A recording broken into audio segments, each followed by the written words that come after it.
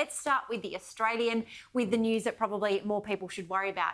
Putin aims for knockout blow. Ukraine's capital, Kiev, was bracing for a major Russian attack in its northeastern city, Kharkiv, which was hit with the deadliest rocket strikes as diplomatic talks with Russia on a potential ceasefire ended without a deal.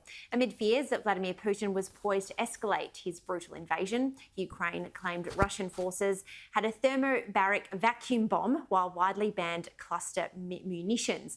Gem, none of that makes any sense to me because I'm not really well versed in Cold War ethics and things like that, but things are heating up and not in a very good way right now. Well, he's a madman and he's obsessed with this idea of recreating the Russian empire as it once stood. We know that much. And the fact that these munitions that the story is talking about are widely banned doesn't mean anything to somebody like him. You can ban whatever you want. It means absolutely nothing. Yeah. I think what we are seeing here is a lesson in leadership. Zelensky's leadership on behalf of the Ukraine people has shown up what has been so lacking in the West for generations, really, for decades.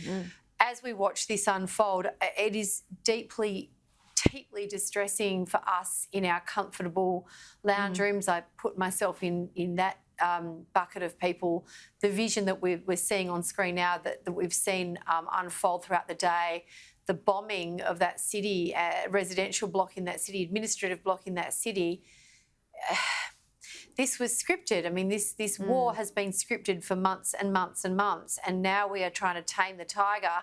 And you know, what was the ruble worth today? $0.01. Yeah, it's pretty terrible. I mean, there are domestic pressures for Putin, but again, like you, I'm not a foreign affairs expert, but I do understand how these domestic pressures can play out on an international scale. I just think we haven't seen anything yet. Yeah, I tend to agree, but a lot of people in the foreign affairs space have told me, let's just hold our fire, and fire being all of our opinions, because it's going to be a very interesting and bumpy ride for especially those in Ukraine that are desperately seeking humanitarian help, that's for sure.